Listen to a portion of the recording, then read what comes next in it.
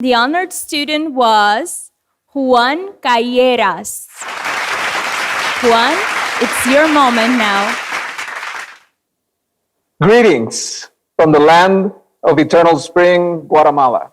To all my dear classmates, faculty, Hayek Global College leadership, and to all our friends and family who are attending or watching from a distance. I want to begin by thanking Edson, Hannah, and the entire HGC staff for their vision and commitment to creating a truly unique, global, and engaging experience that brings together an amazing array of professionals, both in its faculty as well as in each cohort. While diversity has been a term used to advance political agendas that hinder freedom, you have been able to show the world that cooperation from such different lands and backgrounds can truly happen and can be made to work for human flourishing through business.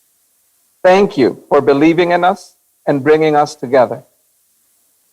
I also want to thank all my cohort for all this great honor of addressing you and speaking on your behalf as we graduate and together crown our effort as Hayek Global College's second graduating class.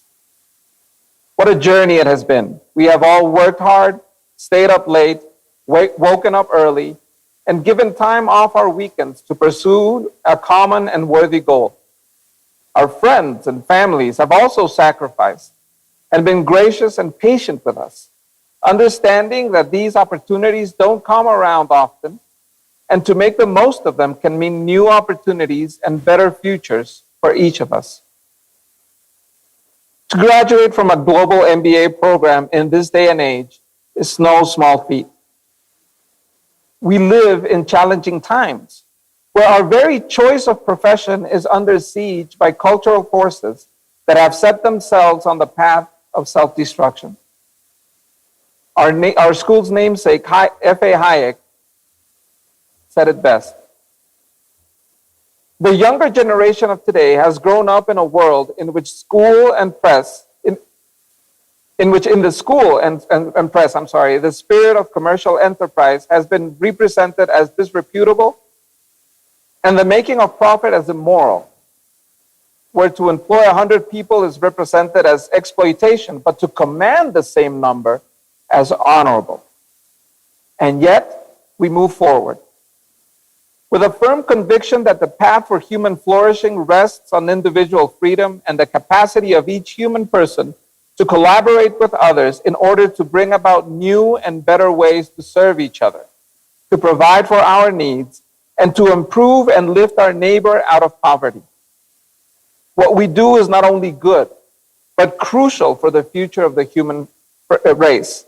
Again, as F.A. Hayek said, capitalism is not only a better form of organizing human activity than any deliberate design, any attempt to organize it to satisfy particular preferences, to aim what people regard as beautiful or present order. But it is also the indispensable condition for just keeping that population alive, which exists already in the world. I regard the preservation of what is known as the capitalist system, of the system of free markets and the private ownership of the means of production, as an essential condition of the very survival of mankind. As we take our next steps in our professional careers, let us take the great G.K. Chesterton's challenge to heart. How much larger your life would be if yourself could become smaller in it. That is our vocation, our calling. To embark on a business career is to embark on a life of service to the other. It is not about gadgets, factories, coffee shops, innovation, or financial success. All these are good, but they are merely means to a greater end. To serve each other, to uphold the dignity of each human person, and to steward the world and resources we have been given to improve the lives of others, that is our mission. Remember, we have been given this world in stewardship, in oikonomia, as the Greeks would say, so that through industry, creativity, and hard work, we may serve each other and help our neighbors grow, flourish, and prosper. The preface of the MBA oath states that our purpose is to lead people and manage resources to create value that no single individual can create alone. At the heart of what we do then is stewardship and collaboration. And to collaborate, to work together, means to acknowledge the dignity and value of each human person, and to liberate through access to dignifying work, capital, resources, and markets that allow them to be truly human. As C.S. Lewis reminds us, there are no ordinary people. You have never talked to a mere mortal. Nations, cultures, arts, civilizations, these are mortal. And their life is to ours as the life of a gnat. But it is immortals whom we joke with, work with, marry, snub, and exploit. Immortal horrors or everlasting splendors.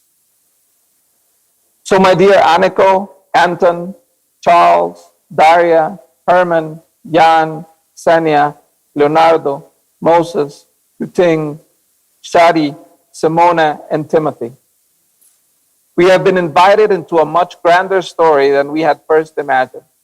We have been trained well, and it is now our charge to be faithful stewards of what we have been given, so that we may transform it for transcendent purposes and for the good and joy of every person we meet.